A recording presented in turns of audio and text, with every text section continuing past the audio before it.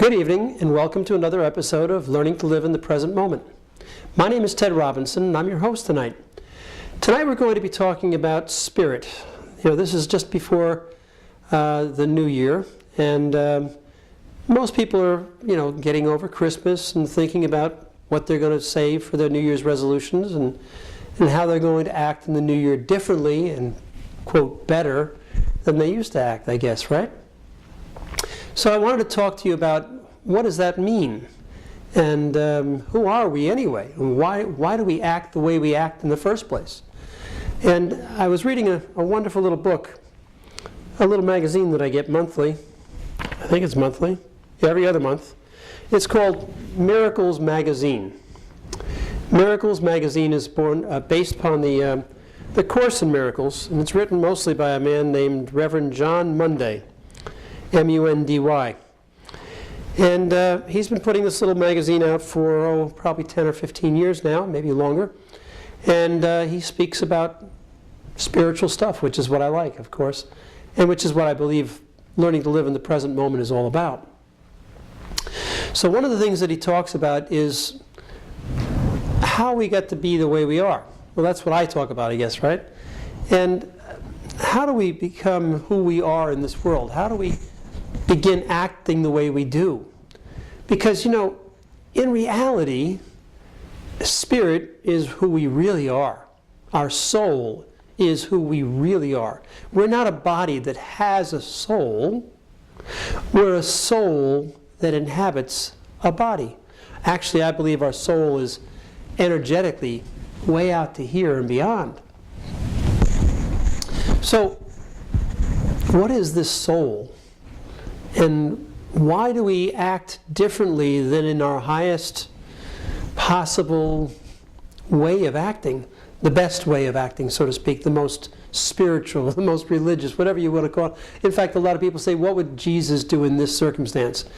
Well, I would say, what would Buddha do? What would Muhammad do? What would any spiritual leader do in this particular circumstance?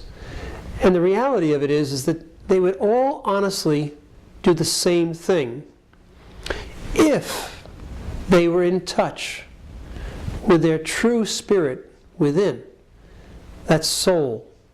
And if the soul was completely in touch with God. I believe the soul is always in touch with God. I believe there are parts of the soul that are always evolving. In fact, my own belief system is that the soul is who we really are, as I said before. And each time we come down here to earth, that's right, I believe in reincarnation, that we come back to this earth each lifetime. And we have a choice as to whether or not we want to come back.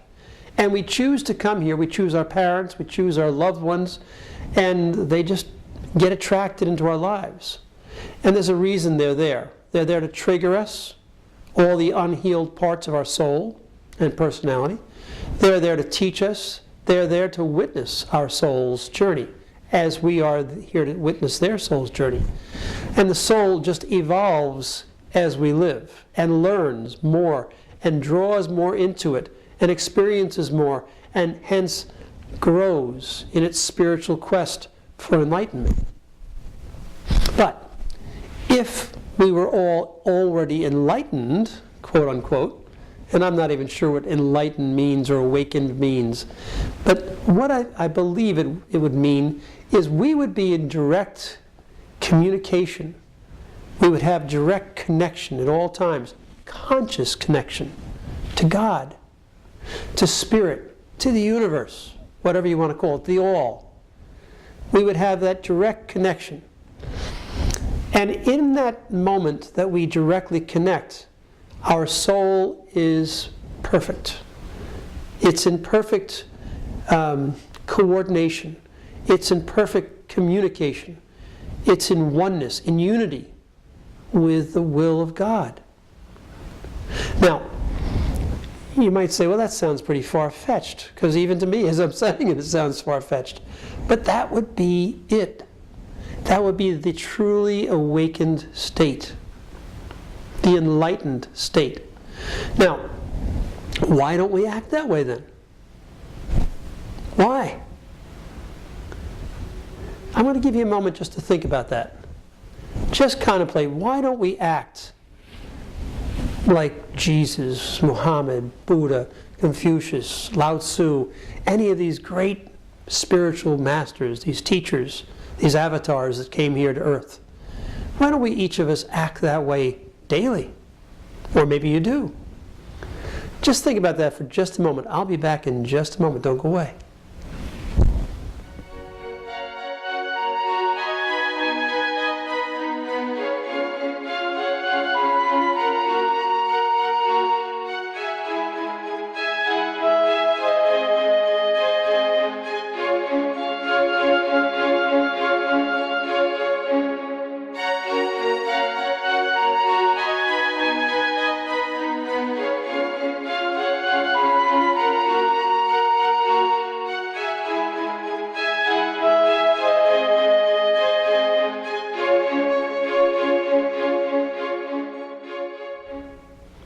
Welcome back. Well, did you think about it? Did you think about why you act the way you do, why others act the way they do, and whether they'd really act like God-like, so to speak? Well, here's the thought. I want to read you just one little phrase from Miracles Magazine. Miracles Magazine here says, here's one of the basics. It says, Spirit is the thought of God. Spirit is eternal and was never born. Now just think of that a second. If your spirit, or if spirit was never born, and it's not of the body, it either surrounds or inhabits or both the body, then what is spirit? Spirit is of God. As we all are, by the way, because God is omnipresent. God is all over the place all the time. There's no God up there, over there, down there. It's just all God.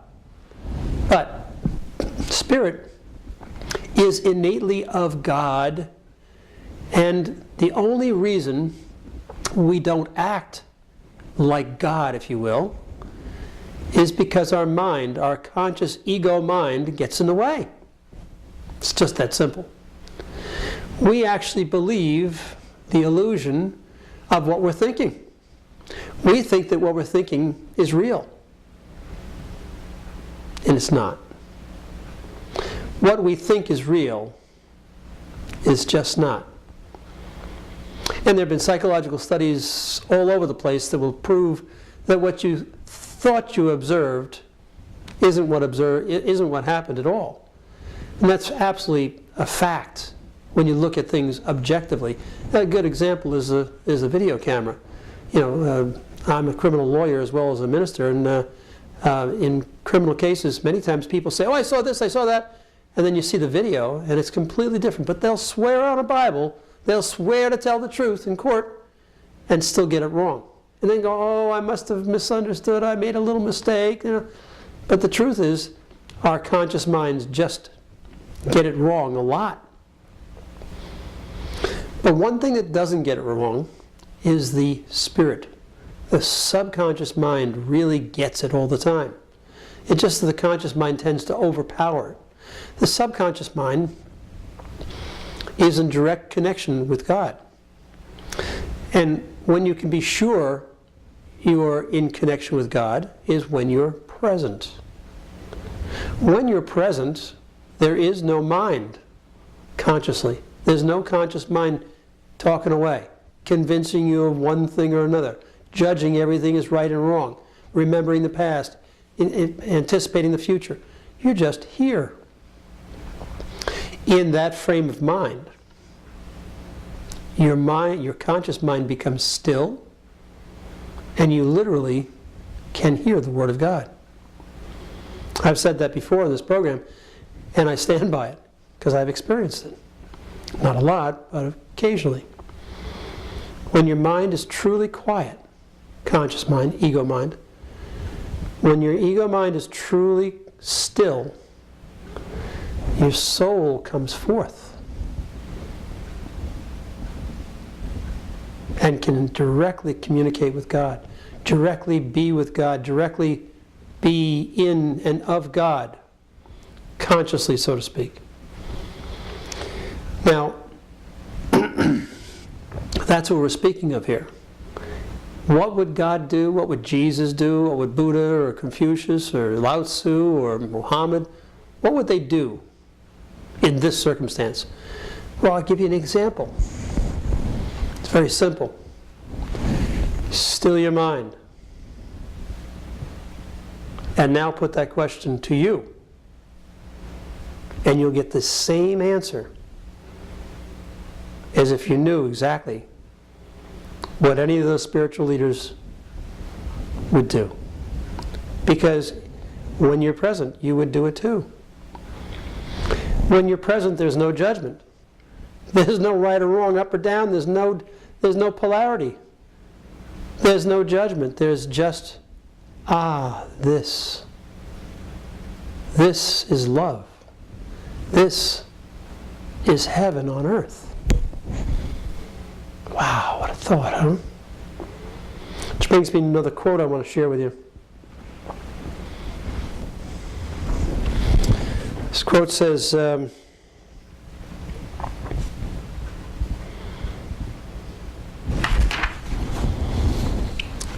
there is no life outside of heaven. Where God created life, share life. No. Where God created life, there life must be. In any state apart from heaven, life is illusion. Let me read it again. There is no life outside of heaven. Where God created life, there life must be. In any state apart from heaven, life is an illusion. That's from the Course in Miracles. And what they're saying there, just let me transcribe a little bit, if you will, or interpret for you. What they're saying is that life, all of life, is heaven. It's all heaven. Any place outside of heaven is illusion, including hell. It's an illusion. I'll give you an example. It's a wonderful story. I got it from Osho.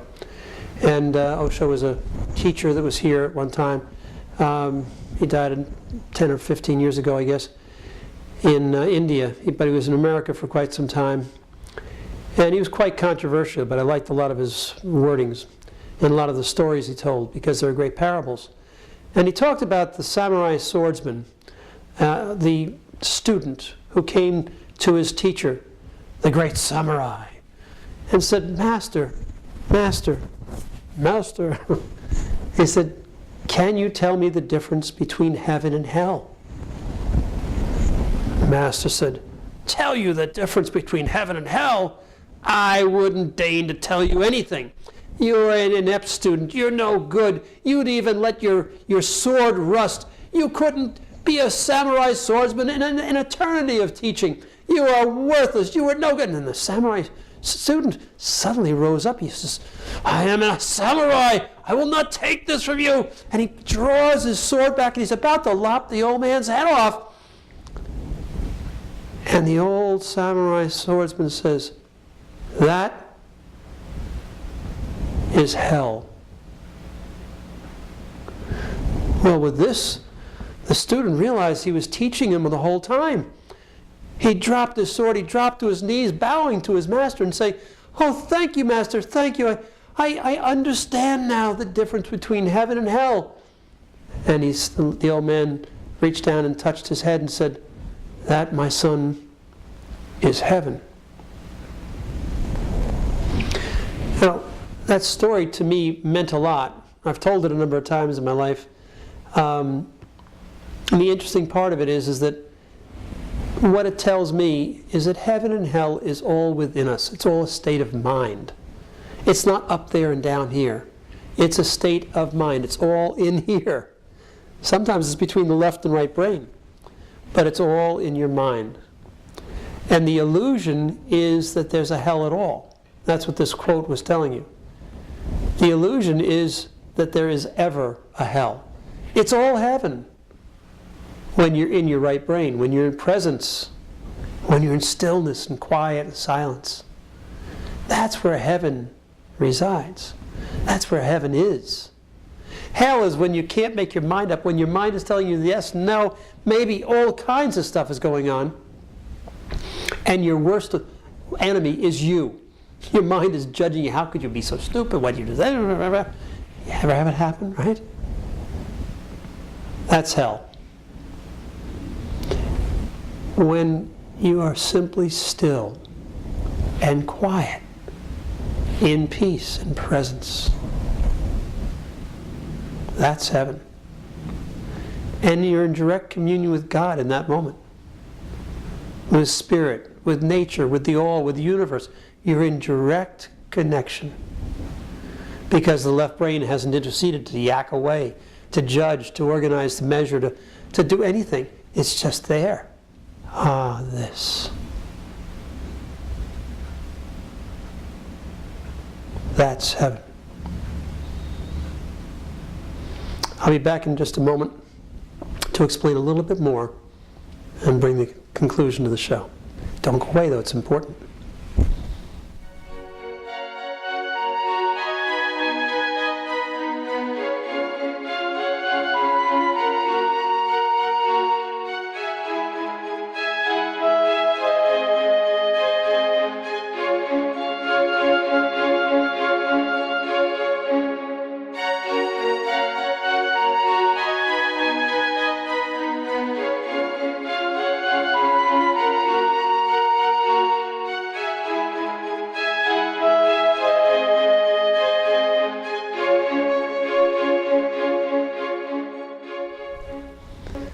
Welcome back. Now you may be wondering what all this has to do with New Year's and making your New Year's resolutions be accomplished, and wondering what you're going to do in the next year coming. And this is 2012 coming up, and should we be worried? Well, here's the answer to it all. Whatever happens in your life, be present with it. Be with it. Literally, be with it. It will change it from hell to heaven. Recognize that when your mind is chattering away at you, beating the heck out of you moment after moment every day, it's just your mind. It's just an illusion. This soul is the thought of God. It was never born. It was always here. It will always be here. Wow. You mean a part of me will always be here? Unequivocally, yes. And here's the good news. A part of you is immortal, will always be here. Forever. So what you do with this next year and the year after and the year after until the day you die is what will determine whether you spend your life in heaven or hell. So, with that in mind, my suggestion is that you go forth this year, that you start out the year. New Year's Eve is just around the corner. New Year's Day, everybody's going to be writing down their resolutions. Well, here's the idea. Remember that it's all up to you in here. It's just your attitude about life. And I suggest that you adopt an attitude of gratitude.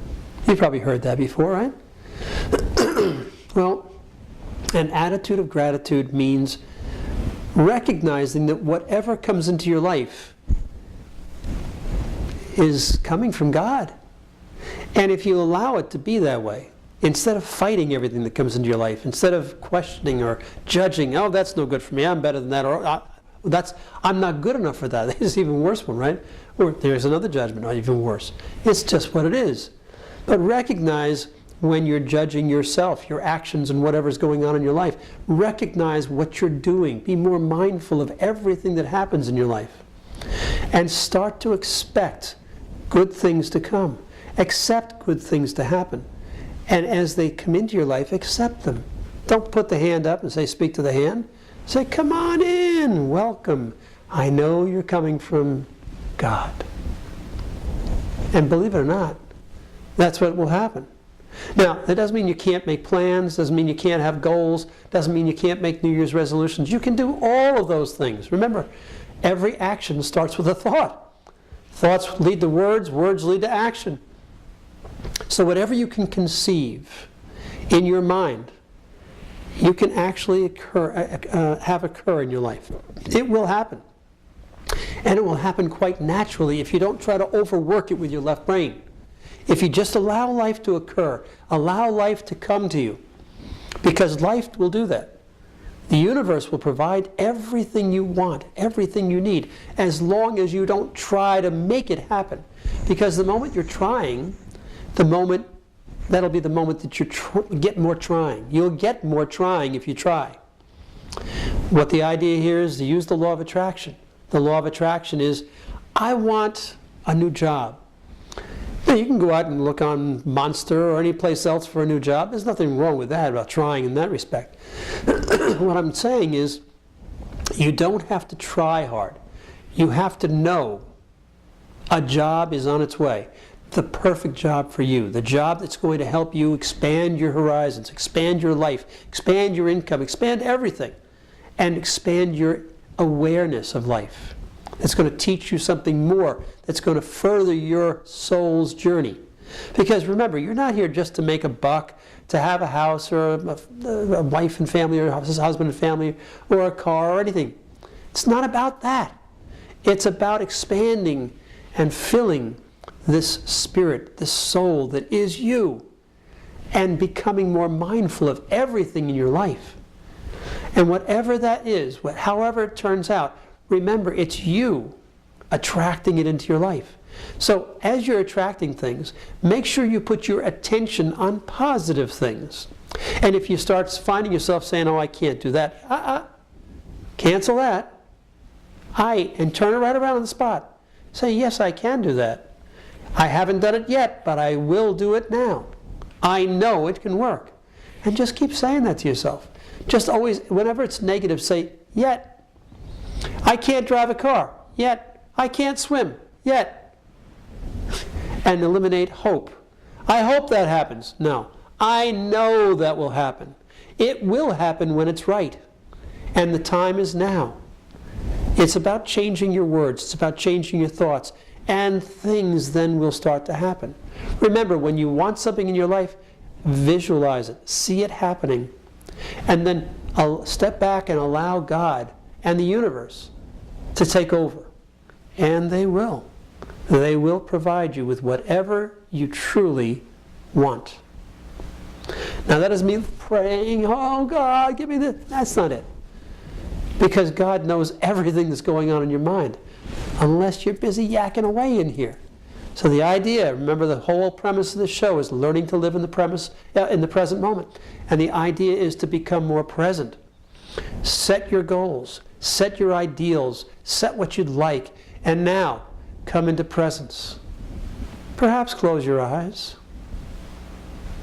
Say, I now give it up to you, Lord.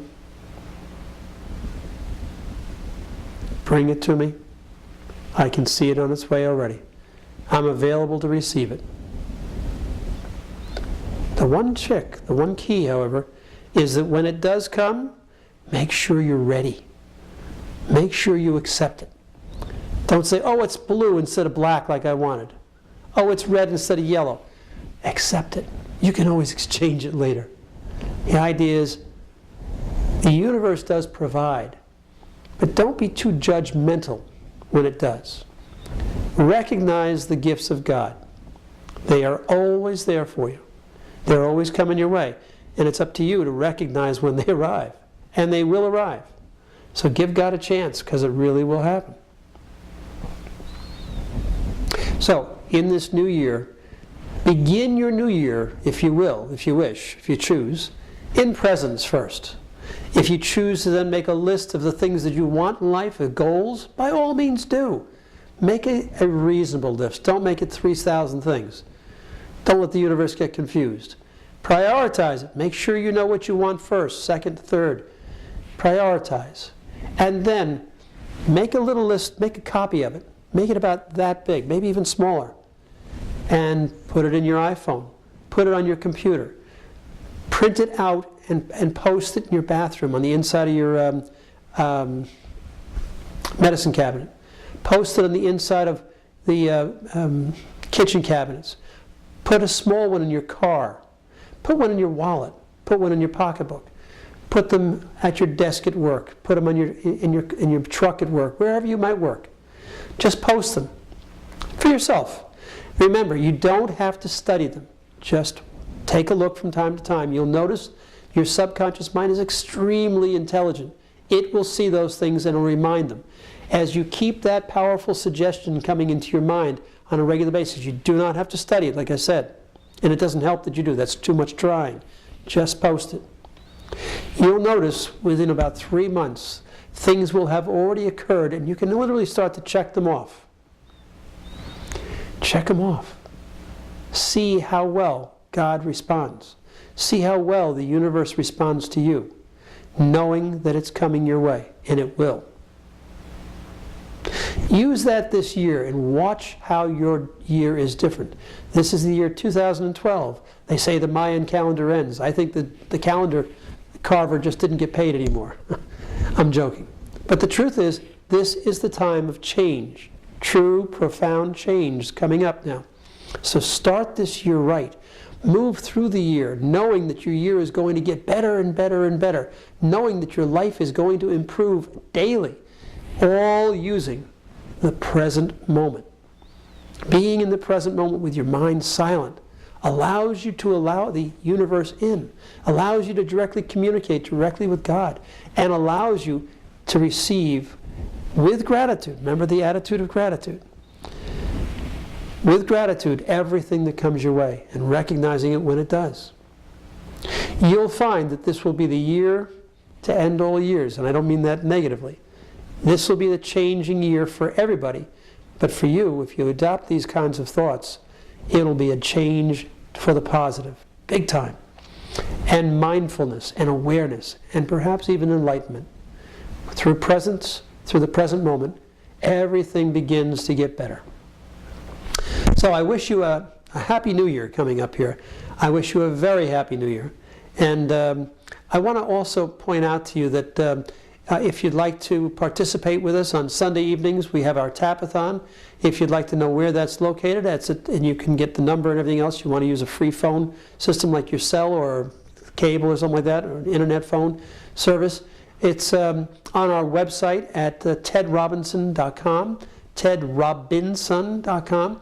That's all one word. And you just see in the first welcome page, if you scroll down on the left-hand side, you'll see the Tapathon.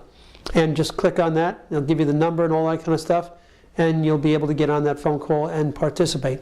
Start the year off right. And then please do attend our Wednesday night EFT programs. We have a lot of fun. We do a lot of work. And a lot of stuff gets done really well. And last but not least, I want to wish you a happy new year. I want to thank you for coming tonight and every night that you join us. And we look forward to the coming year and spending it with you each week as we learn to live in the present moment together. It's a wonderful, wonderful life when you're present. Good night. Thank you again.